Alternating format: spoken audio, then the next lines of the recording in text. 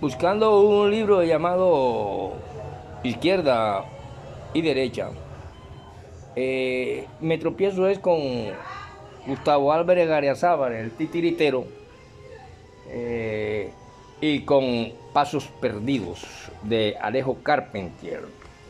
Mientras que Alejo Carpenter dice que en tus cielos que están sobre tus calles, o en tus cielos que están sobre tu cabeza, serán de metal.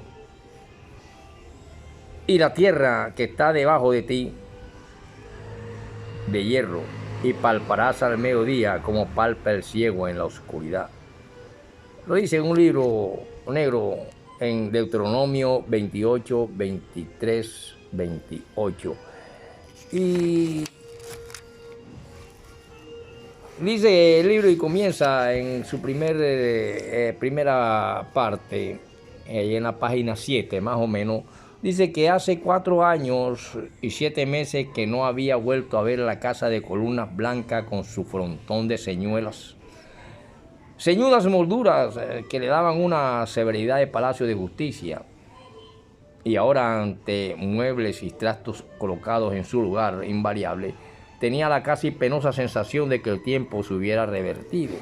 Cuando vemos esta cuestión y vemos de que los titiriteros, o sea, aquellos que mueven a otras partes de un algo, de un ente, nos nace la pregunta: ¿habrá alguna diferencia entre el titiritero, el político y el novelista? Que el novelista se convierte en demiurgo y dice cuál es el que debe salir y cuál no. Cuál es el personaje que debe morir en el próximo episodio, cuál no. Es un demiurgo, un pequeño dios que actúa sobre. Así estamos viendo cuando yo analizo y trato de buscar ese libro, Izquierda o Derecha. Me doy cuenta que realmente se han perdido los pasos, y por esos pasos perdidos se han perdido en Colombia. Ha ingresado el títere político, el titiritero político, y ha ingresado por eso desde hace mucho rato grandes cuestiones que han llevado a guerras civiles, a muerte, a una intolerancia en un país donde debe haber una compatibilidad para poder salir adelante.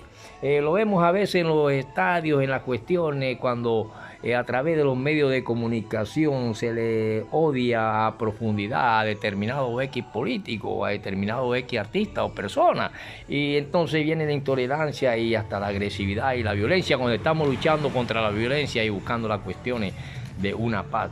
Pero viendo a la historia universal y viendo a la historia colombiana y las cosas que han pasado, nos damos cuenta que ya el titiritero mayor, con sus papeles que dominan a nivel internacional la política y la política nacional, y los novelistas y los artistas y los que estamos sujetos en estas cuestiones a ser producto de una sociedad, muchas veces no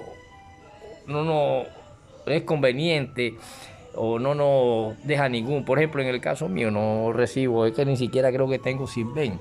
Nunca he recibido nada de estar detrás de un político o conseguir que una cuestión de ancianidad ni esas cuestiones, pero al meterme en esta cuestión y al estar ya como un lector que busco libros para... me encuentro con grandes titulares y grandes cosas, con titulares como el titiritero, los pasos perdidos, y parece que se perdieron los pasos de aquella moralista, conservadurista, y de aquel emblema de libres, de un liberalismo que se convierte en neoliberal, y entonces empieza el títere mayor de Estados Unidos, que tiene que ver con la famosa compra del canal de Panamá y las mentiras que hubieron en el proceso 8000. Por eso cuando leemos grandes autores y vemos como en la pasada entrega de mi clase les hablé de cómo se politizaba la justicia, y de esa manera podemos entender la corrupción en el poder y el poder de la corrupción en Colombia. donde nosotros vemos que ha visto a través de la historia universal una gran persecución precisamente de los caducos y anacrónicos partidos que perdieron la moral y el emblema de la libertad, por ejemplo al judío, al comunista, a las personas y a los seres que por algún motivo no son de determinadas cuestiones que dominan. Y en ese caso podemos ver que hubo una intervención y que hay una gran corruptela desde hace gran tiempo en Colombia y que muchos hablaron sobre eso y lo han registrado en libros, como fue el caso de Jorge Enrique Robledo en su libro precisamente de la corrupción en el poder y el poder de la corrupción. Pero cuando hablamos de izquierda y derecha y nosotros somos colombianos y estamos en un barril de un barril de pólvora, o somos artistas o somos profesores o hablamos, tenemos que saber conducir la mente de nuestros estudiantes. Por eso la literofilosofía que he inventado hace que mis alumnos digan, por ejemplo, querido y apreciado profesor Roizo. Nos dimos cuenta que usted en la clase pasada mencionó al doctor Scorsese y dijo que sus sobrinos Juan y Jairo Jaramillo le regalaron un libro y se lo dedicaron. Y usted dijo que este hombre abogado. Y usted mismo nos enseñó, profesor, que en la literofilosofía podíamos sacar una cátedra de una equivocación o de algo que decimos sin ser así, o 3 cátedras de una verdad. Entonces, profesor, nosotros como estudiantes, yo me atrevo a decir que usted en una clase dijo que él era uno de los grandes arquitectos que hubo en Barranquilla o que ha visto, porque murió hace poco. Y por lo tanto, él era arquitecto y profesor de arquitectura de universidad, como la del Atlántico. ¿Cierto o no, profesor? Sí, así es, claro, sí. Pero era un hombre que conocía profundamente la ley y también conocía el derecho. Y como muy ilustrado que era, también dominaba estas áreas. Por lo tanto, la historia universal, por ejemplo, también. Así me gustan, queridos estudiantes, que analicen las cosas. También usted, profesor, parece que mencionó un momento dado que el libro que le regaló Federico Santo Domingo, pero después usted habla del libro Cadena de Infortunio y menciona al licenciado y escritor inédito Federico Ortiz. Entonces también ahí, profesor, también se dijo una cosa que no era. Federico Santo Domingo le regaló fue El Hereje, que usted en una clase nos dijo, profesor. Un libro que escribió Federico que se llama El Hereje. No, cierto, el autor de esta etimología, claro. Así me gusta, queridos estudiantes, que no traigan entero, y por eso los colombianos debemos retomar nuevamente esos pasos perdidos y debemos salirnos de esos títeres que manejan la corruptela política en Colombia. Y por eso el gran libro El poder de la corrupción en Colombia. La corrupción en el poder y el poder de la corrupción en Colombia lo estamos viendo claramente, y por eso podemos decir, querido profesor, que hubieron muchas mentiras en el proceso 8000. Muchas mentiras porque aquí se entretejieron y usted lo tiene escrito en un papel por ahí, profesor. Se entretejieron los intereses creados de una política internacional y donde están los corruptibles políticos que nacieron donde vemos hoy como algunos hombres que entran a la política de hoy, cómo hipotecan las casas, gentes que desconocidas políticamente hace poco y que de repente adquieren grandiosas fortunas y puestos políticos debido a la interrelación internacional con los intereses creados en cada país. Y políticamente hablando vemos que hay una interrelación, hay una enmarejada internacional, como un títere mayor que domina a los títeres menores de las naciones. Y por eso retrocedemos un poco antes de llegar al proceso 8000, que es hasta hace poco, que aquí apenas el proceso 8000 fue el principio y el final de la presencia de los dineros calientes mal habidos o del narcotráfico en las campañas políticas de Colombia. Y nos damos cuenta que ni es lo uno ni es lo otro. Esta es otra de las grandes mentiras que han visto en la política colombiana.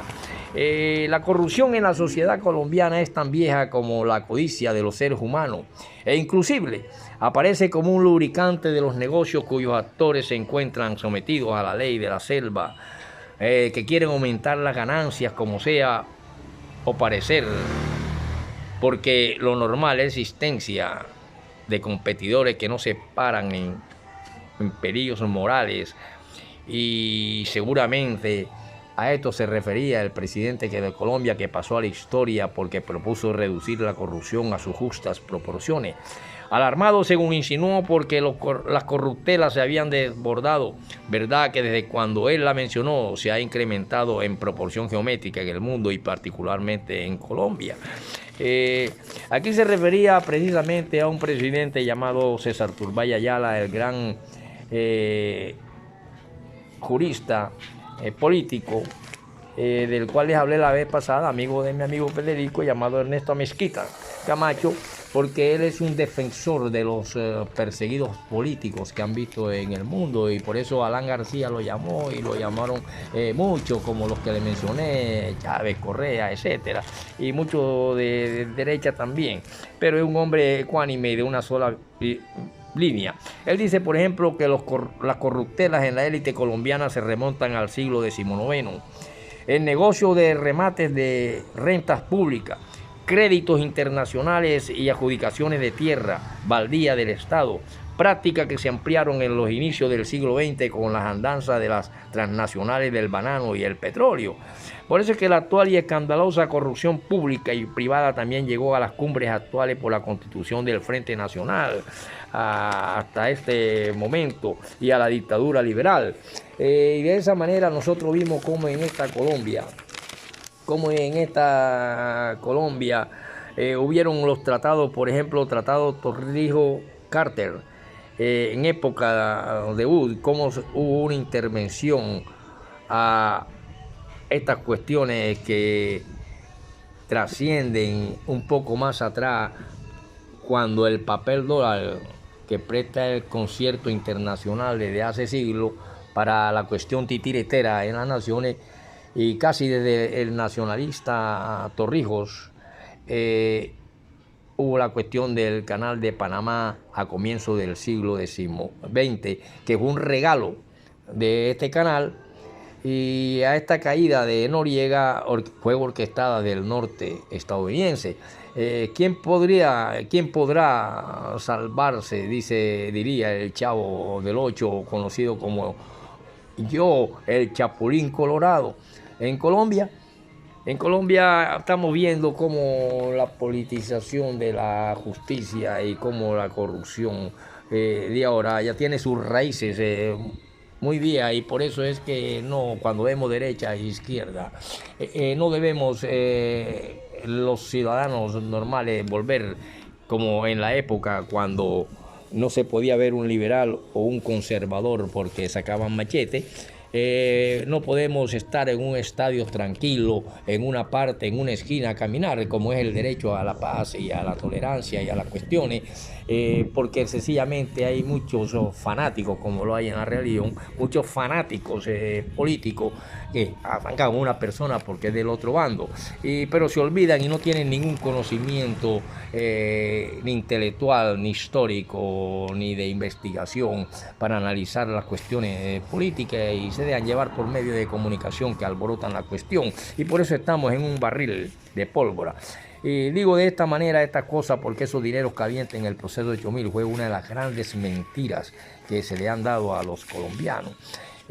Por eso es que nosotros, cuando vemos grupos paramilitares de terror, porque así llegan a contratar amañadamente muchos políticos que se desvían dineros grandiosos a su bolsillo y las grandes toneladas del papel dólar que presta el concierto internacional desde hace siglos, casi desde el nacionalismo torrijista y Canal de Panamá hacia acá, y ahí entran muchos de diferentes naciones y por eso se entretejen los hilos de la política internacional con la nacional.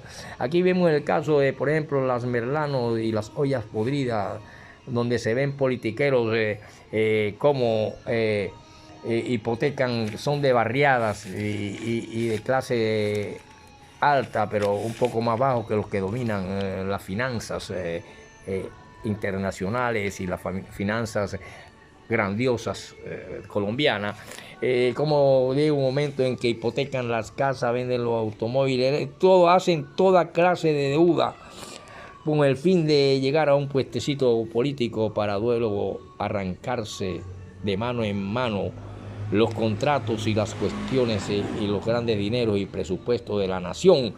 Y así vemos cómo se va, hay un pueblo empobrecido, un pueblo campesino, y vemos cómo se forman las bandolas y grupos paramilitares y cuestiones, y de esa manera nosotros no podemos caer en el error, por ejemplo, de un Castillo que quita el Congreso de la República, por ejemplo. Eso no lo debe hacer un presidente porque cae totalmente en desgracia.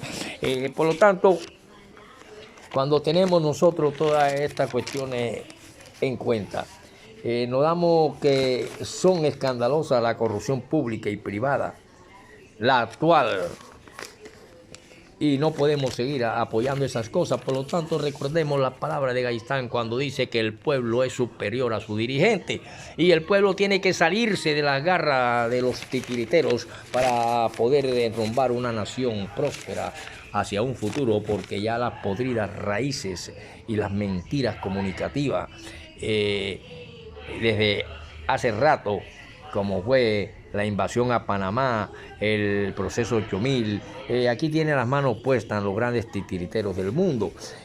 Por eso que en estos tiempos en que ni siquiera la persona de un presidente como el de Haití, Jovenel Moïse, está segura frente a los tentáculos de la criminalidad internacional organizada y de las concesiones guerreristas y asesinas que invaden gran parte de nuestras sociedades, lo que además constituye para nosotros un leve atentado contra la memoria de nuestro libertador Simón Bolívar y su gran aliado Alexandre Pétion, por ejemplo, allá en Haití, y acá en nuestras cuestiones de nuestras 5 repúblicas libertadas por la espada de Bolívar.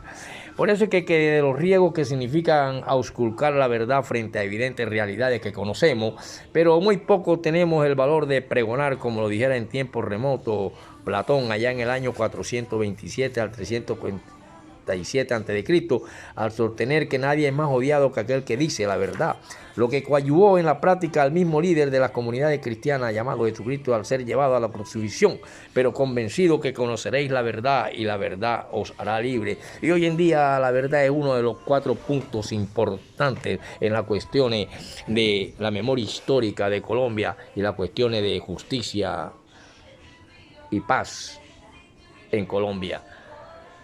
Por eso es que nosotros vemos como un canal de Panamá fue vendido por 20.000 pesitos, creo que fueron, regalado, y que aquí tuvo la mano que ver con la mano internacional política corruptible de otros países y los títeres mayores que dominan la fortuna. Aquí se está dando en Colombia como la pequeña política de barriada dominada por títeres corruptos que solo quieren el poder para enriquecerse más, y por eso estamos como estamos.